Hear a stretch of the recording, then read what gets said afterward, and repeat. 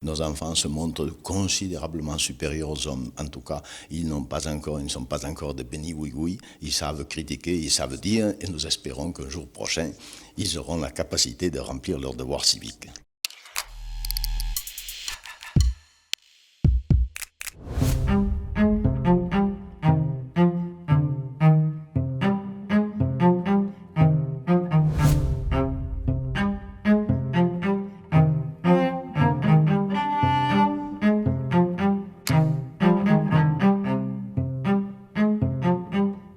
Quand je suis revenu de la guerre de 14-18, j'avais été assez sérieusement blessé et notamment je ne pouvais pas parler. Surtout pas parler dans une salle de classe. Et alors, j'ai cherché les solutions. J'ai tâtonné longtemps, j'ai fait des expériences.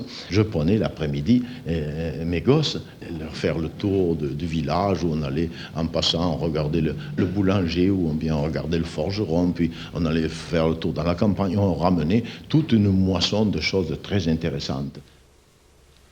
Et alors, à ce moment-là, nous faisions déjà un compte rendu au tableau. Et c'est là que je me suis mis à chercher un matériel d'imprimerie, de façon que l'enfant puisse l'avoir fait lui-même, l'avoir mis net au tableau, le composer ensuite et l'imprimer, et le lire ensuite en imprimé.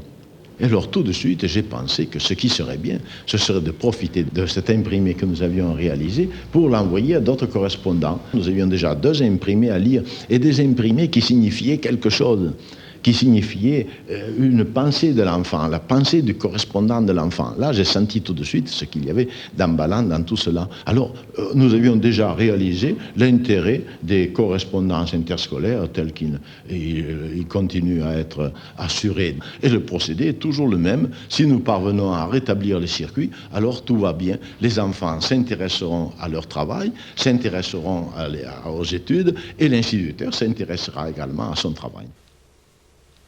Selon les méthodes que nous disons traditionnelles, c'est toujours la pensée du maître qui oriente toute la pédagogie.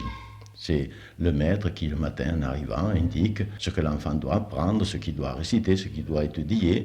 Nous pratiquons d'une façon tout à fait différente. Le matin, à l'arrivée, les enfants nous exposent, nous disent ou nous lisent le compte rendu de ce qu'ils ont vu autour d'eux, de ce qu'ils ont entendu dans leur famille, ce qu'ils ont remarqué. Et ce sont ces textes libres qui serviront de base à toute notre pédagogie. Notre méthode est essentiellement coopérative. C'est l'enfant qui agit librement au sein de son milieu, au sein de la communauté. C'est vraiment la coopération sur la base de l'initiative et du travail de l'enfant lui-même. De sorte que notre classe est orientée naturellement vers l'étude du milieu. C'est-à-dire qu'à la base, il y a la vie et la pensée de l'enfant. Et ensuite, nous retrouvons la pensée de l'adulte. Nous inversons simplement le système. Au lieu de partir de l'adulte pour venir à l'enfant, nous partons de l'enfant pour aller à l'adulte et au milieu qui l'environne. Isabelle a 11 ans. Elle va vous chanter le poème d'un de ses camarades, Neil. Le soleil descend sur l'horizon des